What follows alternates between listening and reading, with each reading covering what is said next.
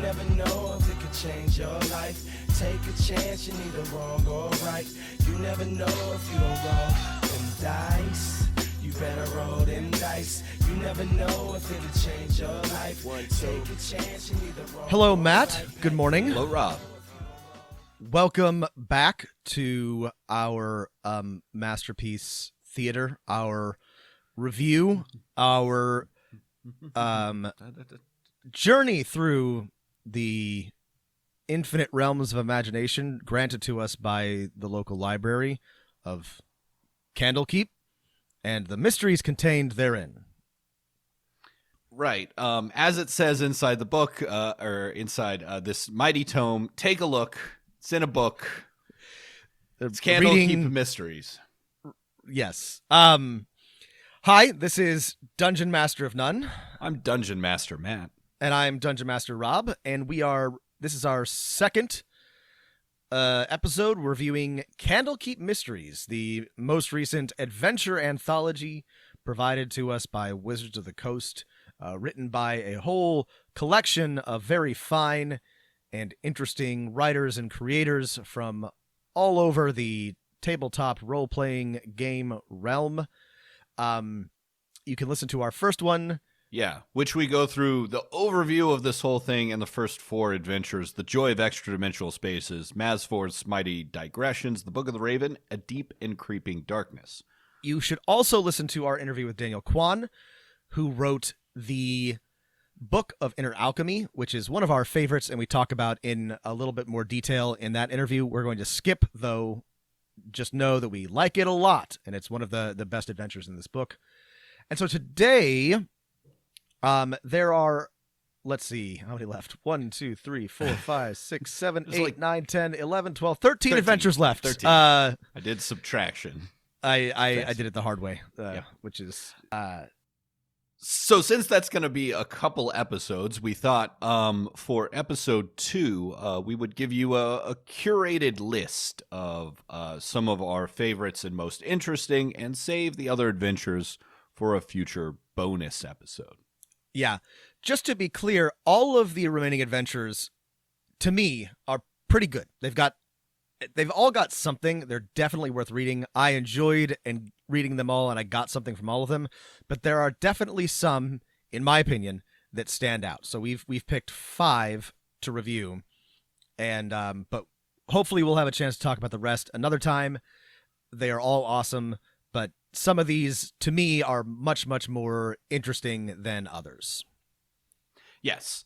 And so what's first on the docket? What's first on the little cart the little gnome librarian is wheeling over to our podcast we've with stacked a couple our books cart, we've requested. Stacked our cart high with books to read. And first up is Shemshime's Bedtime Rhyme, an adventure for 4th level characters written by Ari Levitch. One of the few adventures written by a Wizards of the Coast regular employee. Oh, interesting. Yeah. And this one, well, so as we mentioned in the first review, all of these adventures center on a book. And for the most part, these are just sort of framing devices or hooks. But some of these, the books are very critical to the adventure itself. And so it is with Shemshime's Bedtime Rhyme. Now, I want to just go ahead and get out that this is this is Babadook the Adventure, is what this is. This is a D&D retelling of the really excellent, terrifying Australian horror movie, The Babadook. And that's not a complaint, but the inspiration here is clear. Yeah, absolutely. I also point out, like, one of the other fun things about this adventure is, we'll talk later about the Book of Cylinders, but this is a pop-up book with a music box, and this is one of the few adventures that doesn't actually start with the players getting a book. Instead, it starts with the players spending the night in a basement, a tavern. It could be in Candlekeep, it could be somewhere else, and they have to quarantine because there's, just like in every horror movie everywhere, there's an evil curse that has gotten out and is infecting the players and some NPCs picking them off one by one. And the Ari Levitch has correctly determined that a children's rhyme is creepy and a children's book is creepy, but the creepiest thing is a pop-up children's book. Yeah. And so Shemshime's bedtime rhyme is a pop-up book, and what happens is exactly like Matt said. The players spend the night. The way it's presented in the adventure is there isn't room for them at Candlekeep, so they have to stay in sort of a cellar, and they wake up and they are singing, or they cannot get this rhyme out of their heads. And it's a creepy children's rhyme. Here, let's just go through the first stanza. I'm not going to read the whole thing, but okay. See a mother scything wheat, forgotten husband sleeping near. With one swing she took his feet, with another took his ear. Does the shadow have a name? Shime. Causes grief, avoids the blame. Shime. Anyway, and then horrible things happen to this family throughout the rhyme, and the players realize that it's stuck, and also anybody who hears them humming it or singing it then becomes infected with the Shemshime rhyme. And what happens is they are basically quarantined in the Firefly cellar where this takes place until they can figure out what's wrong and how to stop the rhyme from spreading.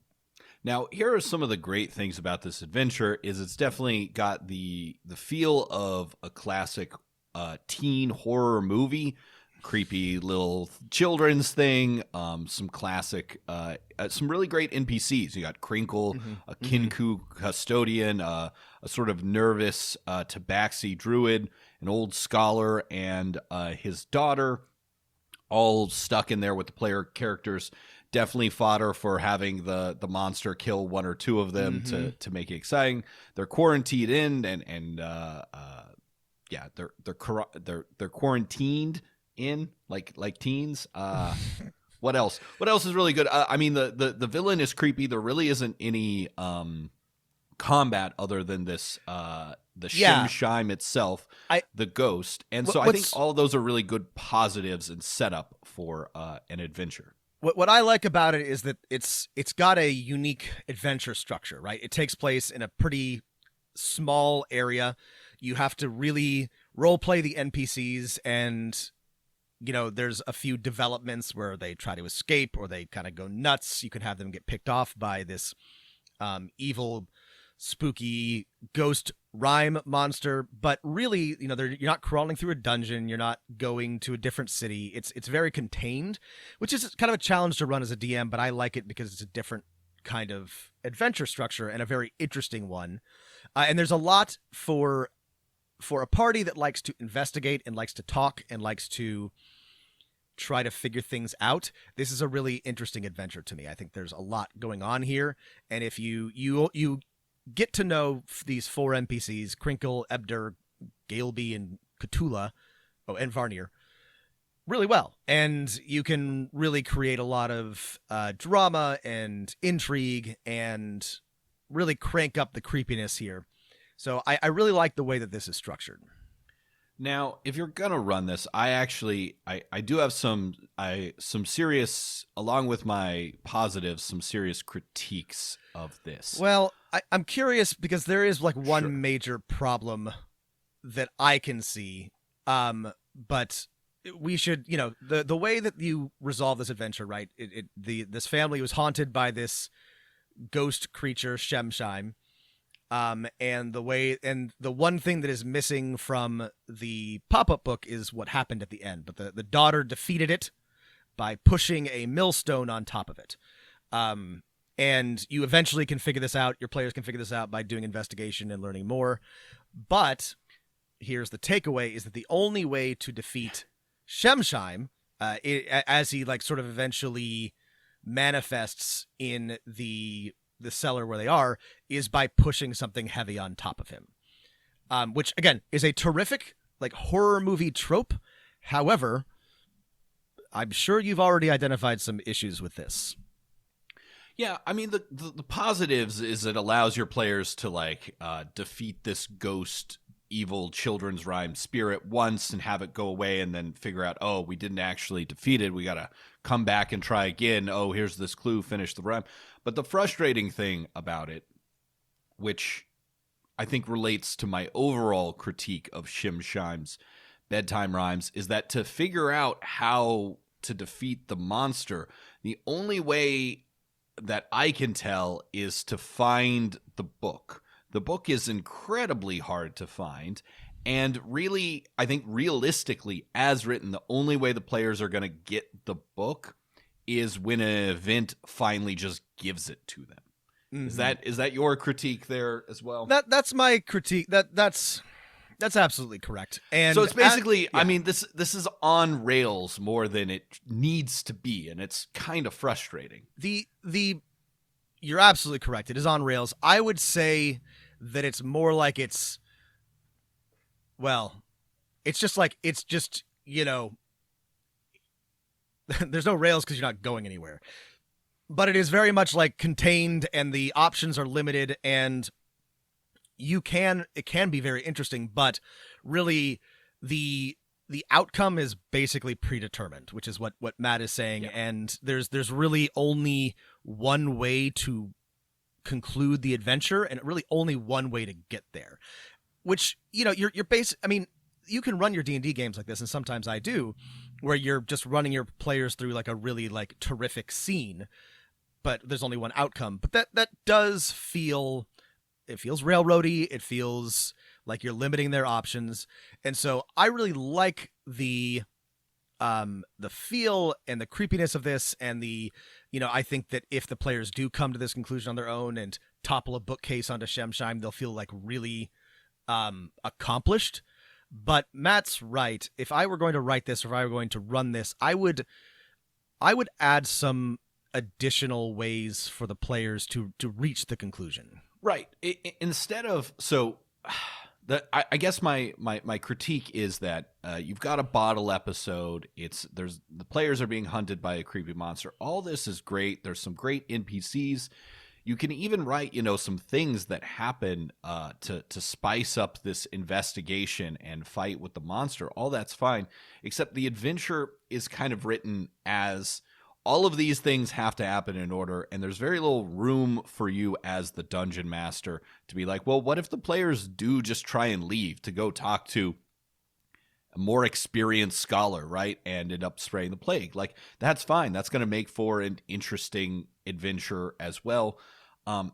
Give them some more clues to find the actual copy of the book, because it's in like a secret compartment in one of many rooms, and I just don't know how the players are going to find it until basically a little girl hands it to them, which is just very unsatisfying. It's much more satisfying if the players can find it.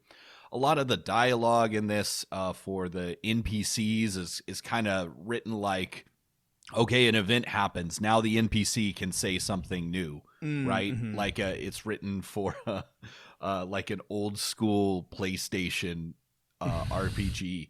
Right. I think the best way to run this, and it's still a great adventure, is basically read through this whole thing and then just sort of prep the scenario of what happens when the rhyme first gets out and the monster, is first starting to manifest, and just sort of see where it goes from there, giving your players lots of options to deal with the monster, lots of clues to find the book and the source of its power, and then it would be absolutely perfect then. And it would make it a little bit harder to run, and you would need to do more preparation. I think it would make it easier to run. Hang on. I'm jumping ahead. I'm saying something different. I'm agreeing with you. I'm saying you could. There's no reason that this has to take place in the Firefly Cellar, right? Like in this little like zone. That makes for a very like contained, creepy, again, specific type of horror scenario. But it could take place over a larger section of Candlekeep, or over the entirety of Candlekeep itself, and you could still be being hunted by this ghost creature. You can take the core of this adventure, which I think is really, really awesome, and do what Matt said, or adjust some of the parameters so that it's not so railroady. Yes.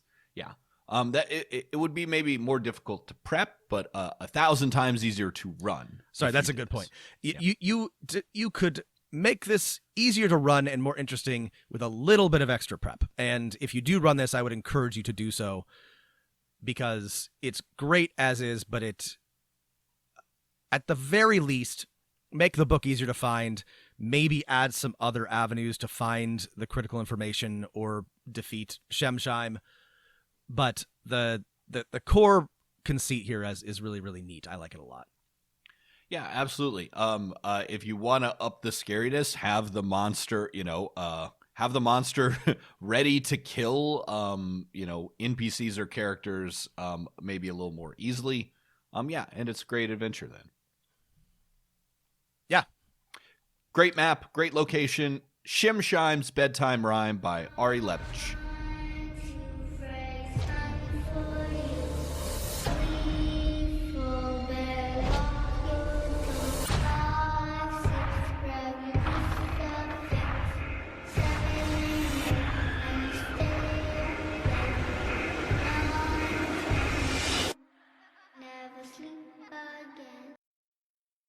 All right, what's next on our fine selection of Candlekeep Mysteries? Next up is the Book of Cylinders. This is by Graham Barber. And this one's really interesting for a lot of reasons. We should talk briefly about some outside the book? Yes. Outside the text. I don't want to call it drama because that downplays, but just some kerfuffle around this adventure. The author of the Book of Cylinders, Graham Barber, took to, and he's a great author of role-playing games, supplements, and games. A great follow on Twitter at POC Gamer. He posted that after the publication of Candlekeep Mysteries, that Book of Cylinders was very, very different than the last section of the adventure that he saw. It was about 1,500 words less. There was some language in the book, including the words primitive and savage to describe a book of NPCs that he did not put in there. And a lot of the backstory of this adventure was taken out, including player options for Gripply characters. So, and since then, he has asked for his name to be removed from this adventure for future printings. Yeah, so it sounds like, based on what I've read of Graham's threads, that he included a lot of stuff about Gripply civilization, Gripply characters, Gripply, and about the backstory of maybe what is going on here, which we'll get into when we talk about the adventure, the sort of good and bad yuan tea that the player characters have to deal with. Yeah. So I want to clarify, Matt. The word savage does not appear in this adventure. Sorry, not savage, primitive. Primitive does, though. And I want to do a brief aside on this because it may not be clear to everybody what is wrong or what is less than ideal about the use of the word primitive. I want to share a short anecdote with our listeners. Yeah. When I was a wee freshman, I in college, and it may surprise you to know that I was not always the hyper woke emblem of pure and perfect politics that I am today. But I used the word primitive in a class discussion, a history class, and my professor, great guy, said, "Dude, no." And I learned very quickly that using that word was not appropriate in the description of humans and human civilizations.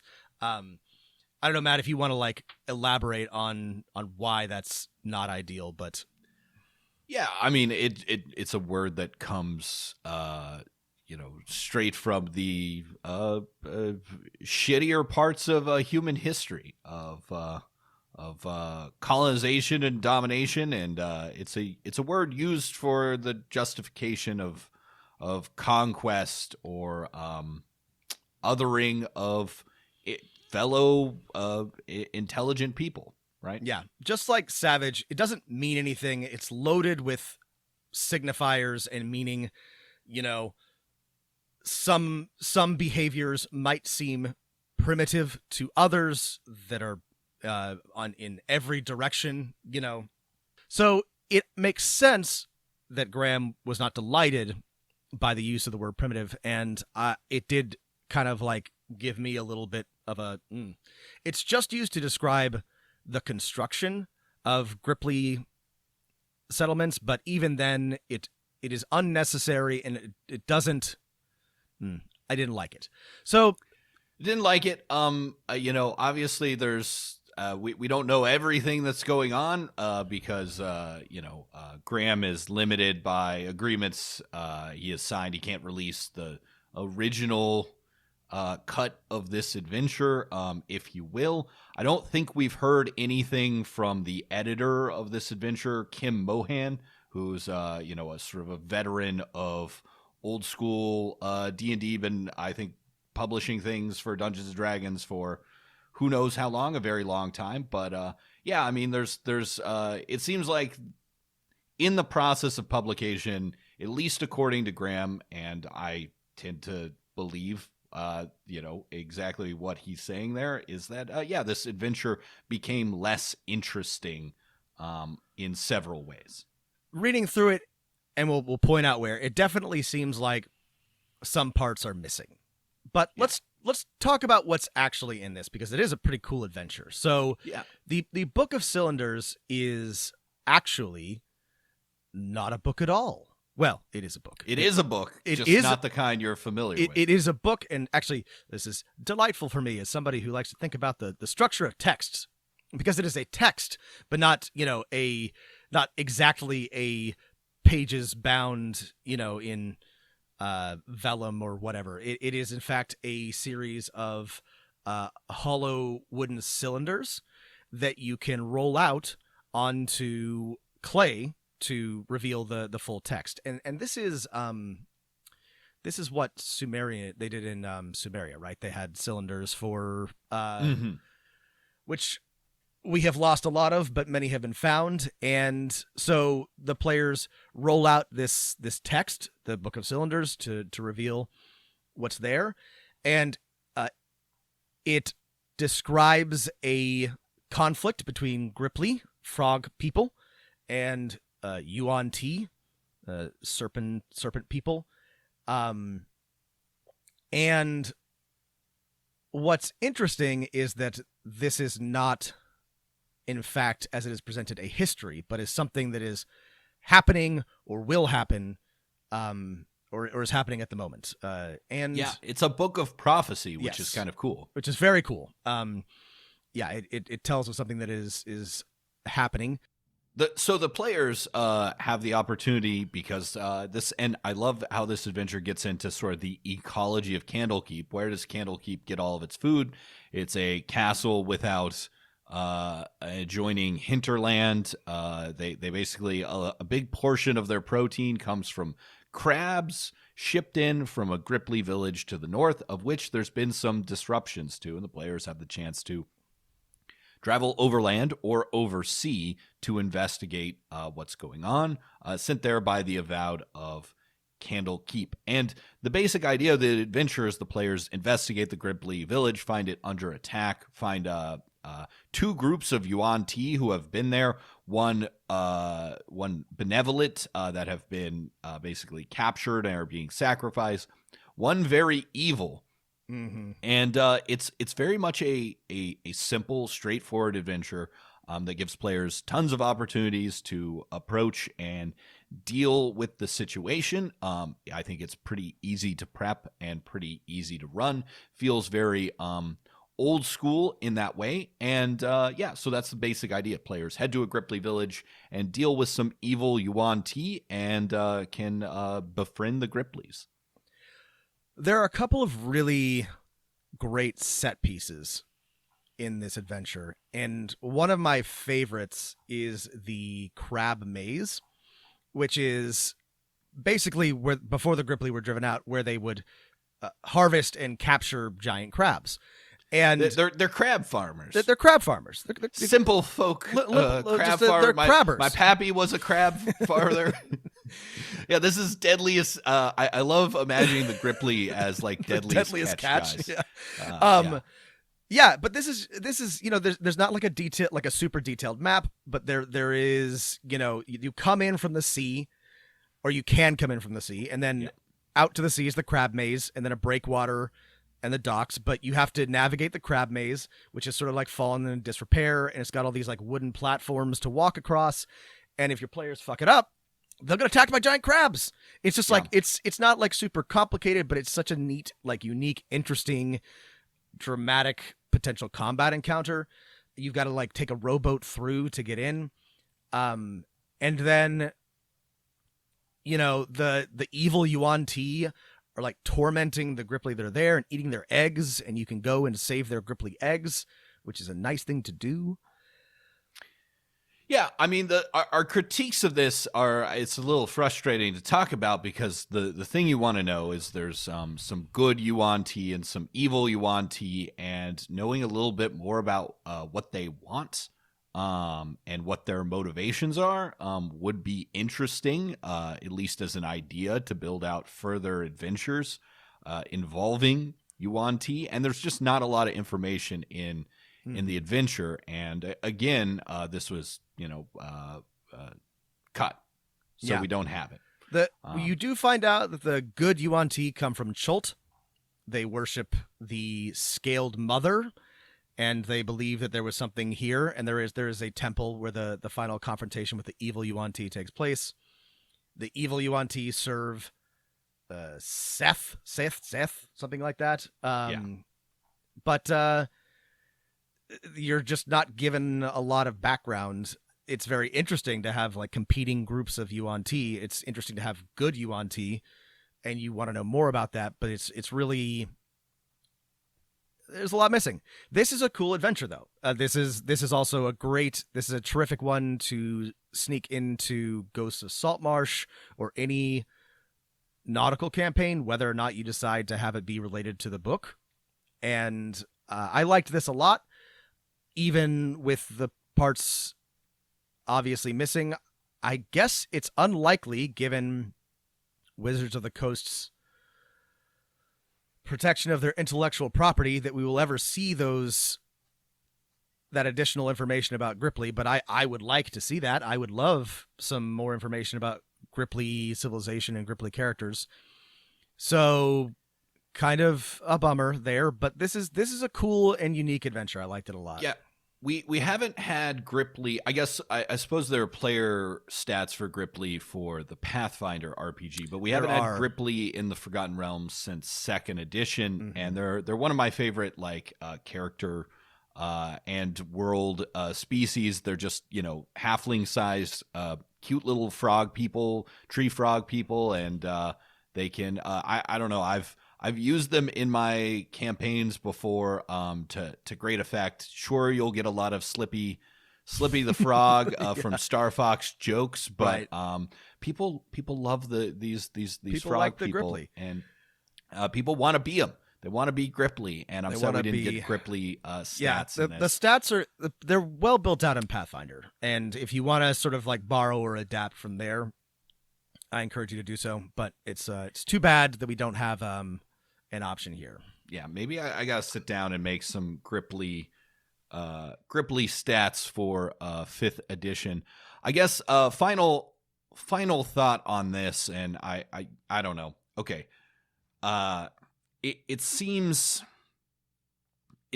pretty disappointing to me that with two of the last several creators that Wizards of the Coast has worked with who are Black, there's been just a very terrible experience for that freelancer. So that sucks. And treat your Black freelancers better, Wizards of the Coast. Come on. it is telling and unacceptable that it keeps happening to Black creators. It also, when Graham was describing the process, just a terrible way to treat freelancers in general. Not very good communication, no final review of the final text before it goes to publication. You know, if they're going to cut half of your adventure, you should be given at least some sort of indication, even if you're not actually going to have a chance to, like, you know, Wizards gets to decide what goes in the book, but they should still, it's just a common courtesy to say, hey, look, this is what we changed when it's just a bad way to, I mean, Wizards treats all of their contractors and freelancers poorly, and this is just unacceptable. It's just, they have the money, they have the time, they have the resources. There's no reason to do this, and there's especially no reason to do this repeatedly to your Black creators. It's just unacceptable. So, Yep. Just wipe your head and forget what I just said. And sleeping on so is a real guy. He chills up in the shed, but he lives up in the sky. Mumble and mutter through the whole decent thing. And you slave along just to ring. all right. So that was Book of Cylinders. An What's adventure next? for 6th level characters 6th level. by Graham Barber. Next up is Candlekeep Deconstruction, written by With a Amy K. Vorpal. All of the C's that you would expect are in fact K's, which is a delightful touch. And this one is wacky, Matt. Uh-oh. We've got gnomes. We got gnomes. I like it. However, this is tonally not going to fit in every campaign. However, I found it to be delightful. The book in question is, of course, Candlekeep Deconstruction, which was written by Amy Vorpal. No. In the adventure. Oh, sorry. In the adventure, In the adventure, written by a guy the named gnome. Izahar, Yes. a former keeper of tomes, which describes the magical wards protecting Candlekeep. The small touch that I liked is that he was well known for detesting the use of the letter C as a hard consonant, preferring the letter K. He is correct. English is incomprehensible. It probably should be a K. Sorry, everyone. Anyway, this adventure begins, again, as written, with a dwarf delivering this enormous book to the players and immediately dying, which is, you know, that's fine, I guess. That's one way to do it. And I sort of like this. It rewards players who are willing to prepare Speak with Dead. Right. You know. There's a yeah. certain feel to this, and if you can imagine the dwarf sort of clutching at their chest like a cartoon, like one of the cartoons in Monty Python dies, you know? Right, yes. And then it's just just like keeling over. Yeah. And what's happening here? We have to get into Stonky. Sorry, I just love that. I just love it. I'm easily amused. What's happening is that a gnome named Stonky. I'm sorry. The gnome names are dumb, but also Stonky Knoptopper, don't you mean? Stonky J Knoptopper. The J is for genius. Yes. Okay, this is the gnomiest adventure. This is an incredibly gnome adventure. Yeah, So if you're Stonky pro gnome, if your players are pro gnome, you're just gonna like this. If they're not, yeah. Listen, if you think Keep this stuff scrolling. is funny, you're gonna like it. If you don't think it's funny, you're not gonna like it. So just read through it, and if it makes you laugh, and you think your players will laugh, run it. Otherwise, you can skip this one. Yeah. But Stonky Knobtopper is, and this is great. He and his cult are all custodians who came to Candlekeep hoping to be scholars, but ended up being janitors instead. Yeah. And so they believe themselves to have like unique special knowledge. And what they're going to do is they're going to take a old tower, the barn door, which is actually a rocket ship, and fill it with books and launch it into outer space. yes. Why? They're insane, right? Because they can, kind of. Because they can. And it's clear that Stonky Knobstopper is just bonkers. And also... To the stars, my animals. To the stars. They also all call each other by barn animal names. That's right. Their names are all a combination of barn animal and plant. So like Chicken Peach, Donkey Biscuit, Duck Bean. Again, if you are laughing listening to this might be a good adventure. If you do not think this is funny, I don't know. This is funny. This is well written. It made me laugh. It's a little like absurd, but like not like trying too hard. This isn't, Penguin of Doom stuff. This is just like good, funny, like wacky gnome nonsense. So there's a lot of investigation. There's a fairly the rocket itself is a fairly interesting dungeon. I always love the use of illusions to scare the players. What else do I want to say about this? The players may not want to stop the liftoff of the rocket ship that is disguised as a tower. It doesn't actually like destroy Candlekeep, which is nice. And it can survive for at least a limited amount of time in space. So it's unclear. Again, if you're invested in the Candlekeep ethos, it allowing a bunch of books to be launched into outer space is not. Oh yeah, I guess there is one downside. They take a bunch of good books with them. Depends on whether or not you care. The adventure even says that most of the books here are actually pretty boring, so if they do get launched into space, it's not the end of the world. But knowledge is being lost. And this is funny because this is why Knobstopper is doing it. He believes that he has a better plan for protecting the books, which is launching them into outer space, which that does keep the books safe. You can't argue with his his plan. No. Other than everyone might die. Right. Aside from the fact that it's an insane plan. So yes, you go through the barn door. It's a really interesting dungeon. There's a lot of people here. There's a bunch of constructs called skitter widgets. They look like mechanical dragon cockroaches. Yeah. And they have somehow learned to procreate, and they've made little like kitty widgets, which is also kind of hilarious. And regardless of what you do, like there's probably a skitter widget problem in Candlekeep for a while after this. But it's fun. There's some cool loot. There's a lot going on here. Stonky is kind of a great villain, to be honest. He's a pretty accomplished spellcaster and has a bunch of programmed illusions and other things. So not like wildly easy to take down. And then your players can either try to stop the launch or they can just let it happen.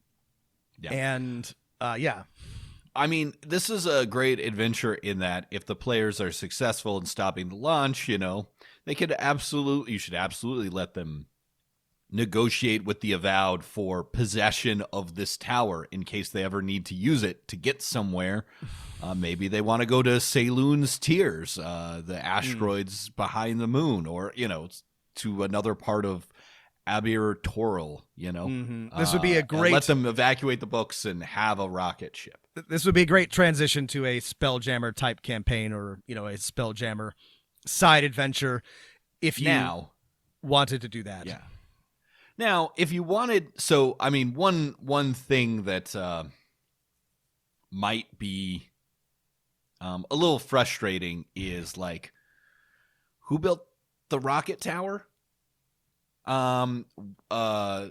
What exactly... I mean, so Stonky has reasons for taking the books into space that they'll be kept up there. But, of course, he hasn't thought any of the other things through. If successful, they'll eventually turn to cannibalism and eat each other because they're stuck in space. So, if you wanted to make this a little more serious, I think there are some fun avenues, right? You could always go straight Hellboy cultist. They're launching this tower into space to attract some far realm great old one monstrosity, have it possessed by a ghost and come back down of some space entity. Sorry, The Conqueror Worm by Mike Mignola is one of my favorite Hellboy stories. You could draw inspiration from that. Great series. I love The Conqueror Worm. It's so good. Or maybe the tower could have just been built by a scholar who wants to, and the players, after discovering its rocket, dealing with immediate threat, the Avowed can point them to some of this scholar's other work that, for example, talks about, life on other planets, on the moon, or like what this could actually be used for, right? That's all very easily added on. Mm-hmm. I don't know that everything needs an explanation, but given how weird and unusual this rocket ship inside of Candlekeep is, I would have liked some sort of indication of like where it came from and who built it, and what it's for. But right. The only reason we want an explanation is because I think we're right in thinking your players are going to also want an explanation, and if they like this at all, they're going to want to investigate and find other ways to use it. Of course, if they don't like it, then you never have to use that explanation. I mean, that's absolutely correct. If your players are like, "Oh wow, that's a rocket ship. What's a rocket ship doing in Candlekeep?" and you'll have to be like, "I don't know what a rocket ship is doing in Candlekeep." Good question. Oh, I forgot to mention, this is also fun because it starts with Candlekeep shaking because Stonky has started like preparation for launch, and so it's technically on a timer. You've got, I think, like an hour an hour. So I should have mentioned this at the beginning because that's great. Your players can't do a long rest or a short rest, and they shouldn't need to, but given how some groups are not prone to abuse, but take more rests than maybe they need to, I do like it when there's a little bit of a timer on these things. This is a bit of a tight timer, but I think it adds a lot of like tension and fun to this adventure. Yeah, no, and starting with an earthquake is great because it could be really anything. I don't think your players are going to guess rocket ship right away. Why would they? Why would they? Yeah. But yeah, this one's fun. It's goofy. It's different, and there's a lot to work with here if you do want to like adjust it to be a little bit less goofy. You can always just change the names and change Stonky Knobtopper to something else, and keep the core of the adventure the same. But also, these are terrific. Yeah. That's Candlekeep Deconstruction by Amy Vorpal for 9th level. The next of our curated, careful selection is The Curious Tale of Wisteria Vale, written by Kienna Shaw. And it is an adventure for 11th level players. And I like this one a lot. This is one of my favorites of... Okay. Tell us about this one. Well, the book itself, within the adventure, is a play in 3 acts telling the story of a heroic bard who becomes corrupted by evil.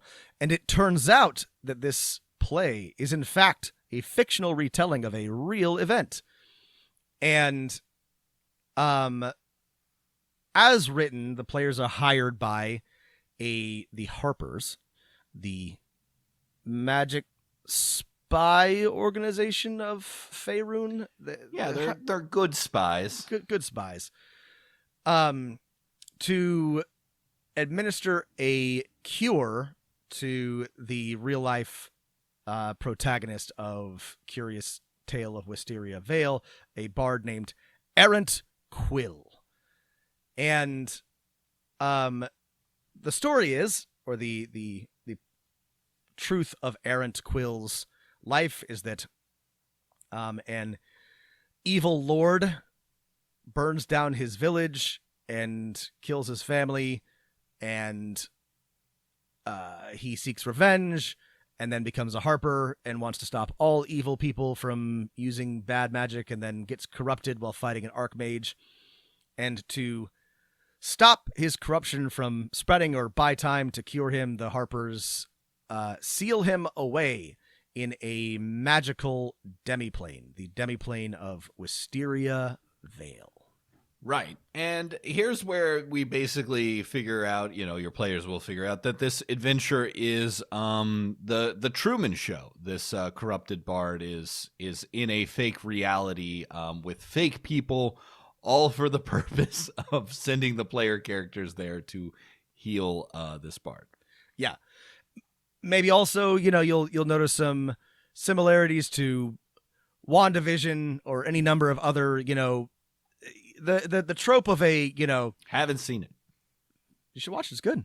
Okay. It's a trope of a small town that's a little weird, hard to leave, something's going on there. This is a pretty well-trodden science fiction fantasy trope, but this is just like delightfully done. Yeah, it's the Truman Show. Quill is there. There's a bunch of they're constructed commoners. They're basically like fake people whose job is to make Quill feel like, he belongs here and to stop him from leaving. And so, you can't leave Wisteria Vale either, and you got to find Quill and you got to stab him with this dagger to end his corruption.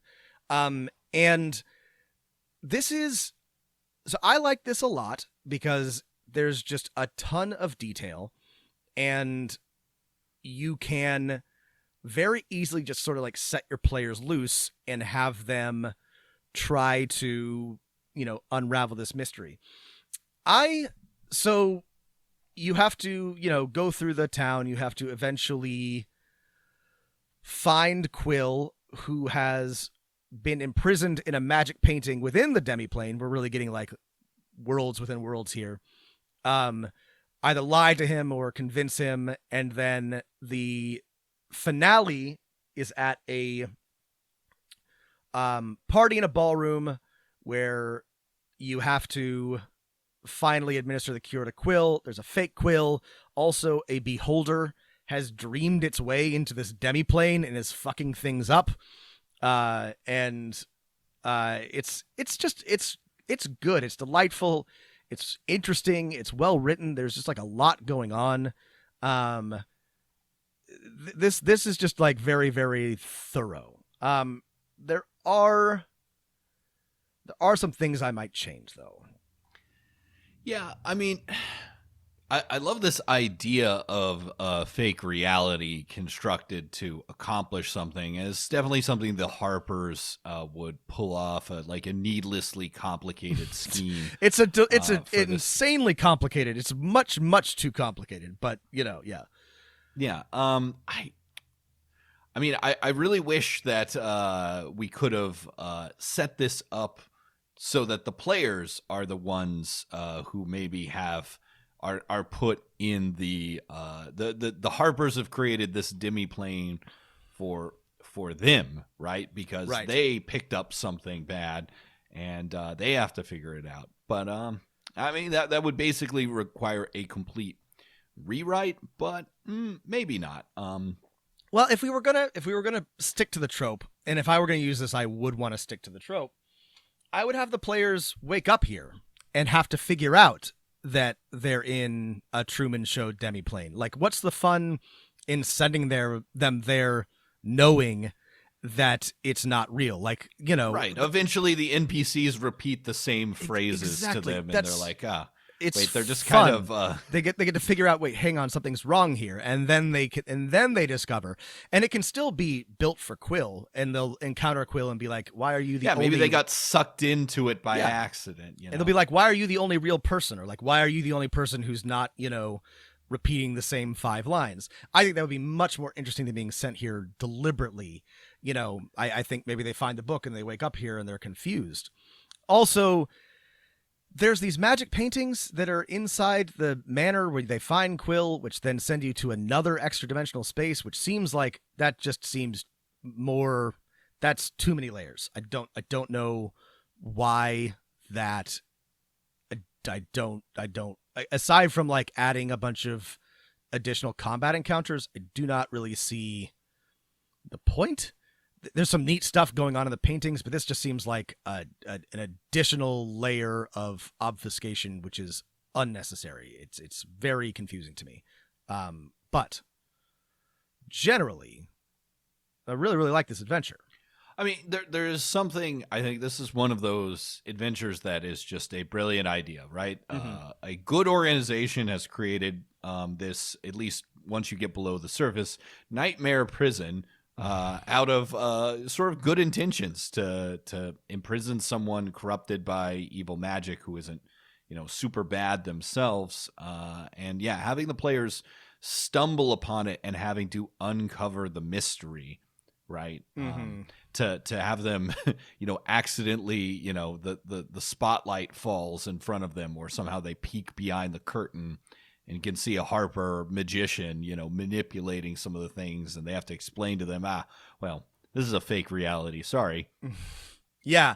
And I like the beholder that accidentally dreamed itself into the demiplane is a nice touch and adds a bit of danger, and also it disrupts the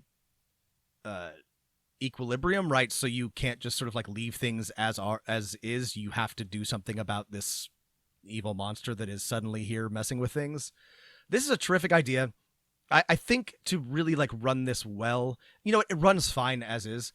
If it were me, I would change it, but I love the idea. This is a very like Harper adventure, and it's on the adventure before, have the players uncover some like dream artifact in whatever dungeon on whatever villain, and whenever they long rest, you tell them they wake up and instead of being where they are, they're in Wisteria Vale. They might guess that it's a dream or something, but figuring out they could dream themselves here like the Beholder did. Actually, that's terrific, like Matt. That's great. They come across an artifact which accidentally allows them to dream across planes, and they accidentally dream themselves into Wisteria Vale and have to figure out what's going on. That's yeah.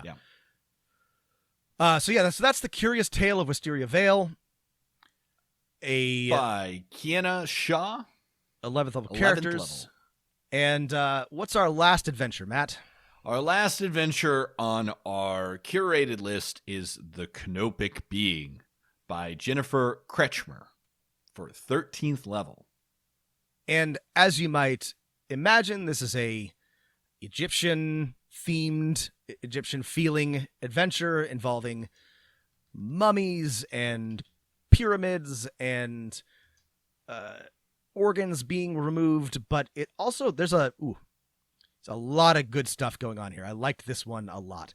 We'll talk about what's great about this, but this feels like it has all of the pieces of a good adventure, right? There's travel and dungeons and investigation and roleplay, and it also has a great final crawl and a great final combat encounter. I'm really, we'll get to it, but I'm a huge fan of the final fight. It's a great set piece, but yeah, this is one of those adventures that has great inspiration for constructing interesting encounters and monsters.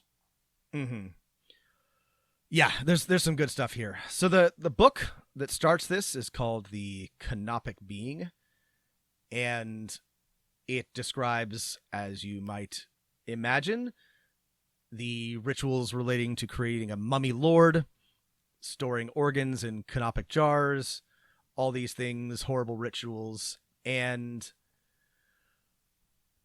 your players find out that there's a list of names at the back, and the inciting event is that a Candlekeep scholar tasks you with finding another denizen of Candlekeep who's gone missing. Mayastan Sadar, a dragonborn mage. And once exploring in that list of people who have been named by the Oracle and the characters find their own names. That's right. Written in the Book of Death. And so there's an immediate, this always great motivation for your players. Why are our names in here? This is cool. Yeah, it's a terrific touch. So your players realize that they need to travel to the city of Tashluta in Tashalar, which is not Egypt, not Africa. It's in Chult. It's in the northern part of Chult. And go to the house of the all-seeing orb. All see the orb. All must worship the orb. Don't touch the orb. I like it. I shouldn't make fun of it. It's neat. But orb. Yeah. And they can go to you just got to get there. You enter the temple and learn from the priests, a bit more about the canopic being, about Mayastan, who was there yesterday, about Valen Sarnaster, who is a sage and believed to be a perfectly upstanding citizen. I was just going to say, I mean, they learned lots of things. They have to explore this dungeon. And of the adventures we've looked at so far, this one might be my favorite dungeon crawl, or at least the best designed dungeon crawl. Yeah. So they step through, or there's a portal that leads to Valen Sarnaster's sanctum, which they enter, again, its own demiplane. We love demiplanes here. Yeah. And it's a terrific dungeon. It's a great, I mean, you can't go wrong with the things that human culture that actually built very complicated real life dungeons as inspiration. And there's a false tomb. The golems that guard the dungeon each have one of the major organs of this mummy. It's great. Yeah, each of the organs have been transplanted into a canopic golem, which is also its own a new monster, which is a rad, very cool monster. Great art for this one. Death is only the beginning. You also find, somebody here, Alessia, who is friendly, but is also part of the horrible ritual that will restore or turn Valen into a full mummy lord.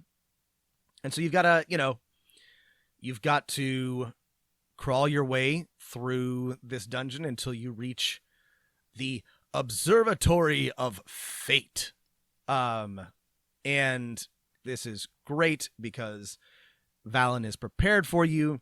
The chamber has no gravity, so everybody can fly and float around. It's full of floating eyes. And yeah, you're fighting a fucking half mummy lord in her, gravity-free chamber of infinite knowledge, and it's just fucking cool, Matt.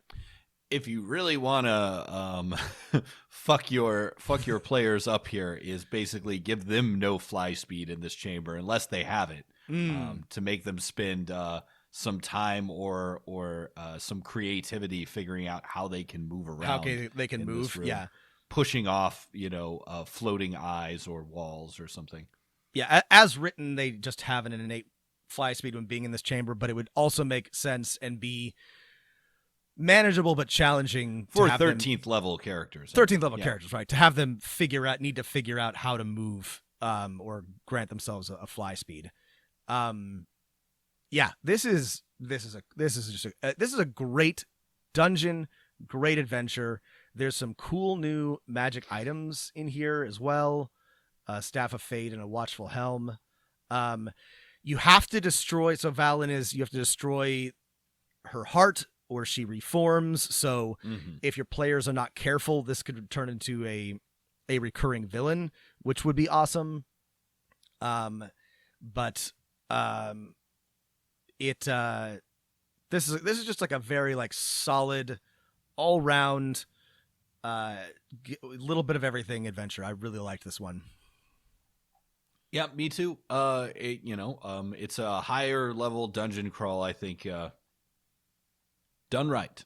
Done right. And one thing, well, actually, this isn't true.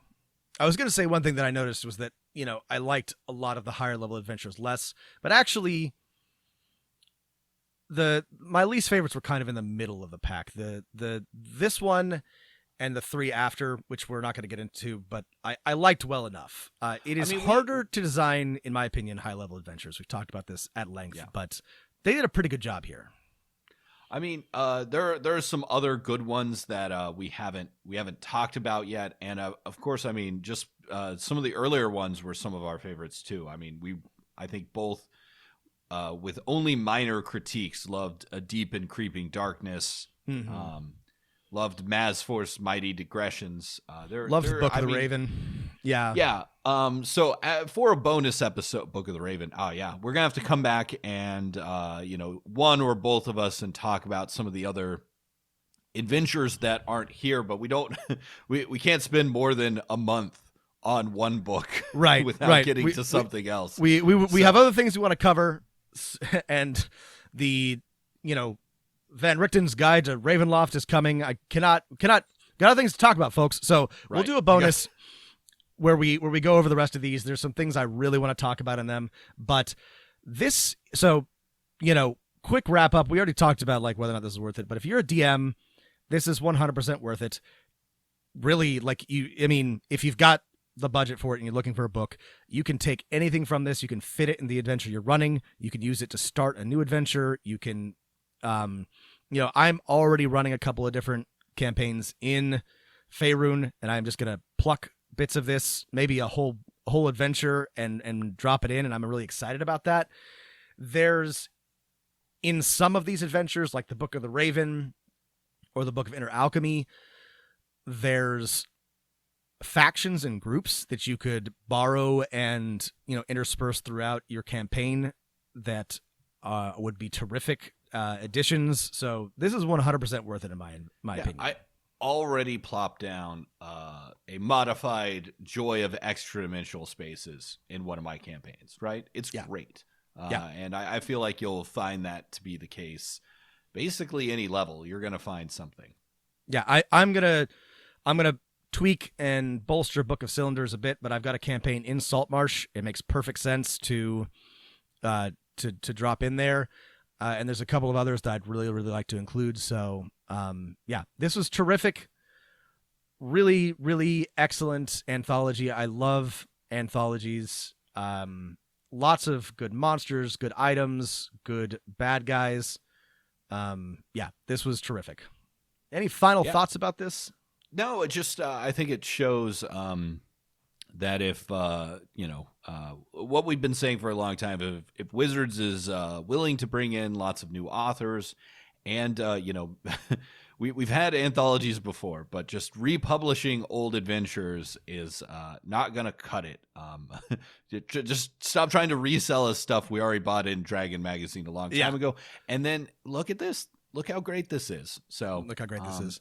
And here's the other thing is if you like this, if you've already bought Candlekeep Mysteries and you like this, people who are not Wizards of the Coast have been doing this quite successfully for a very long time. There are a lot of great adventure anthologies out there.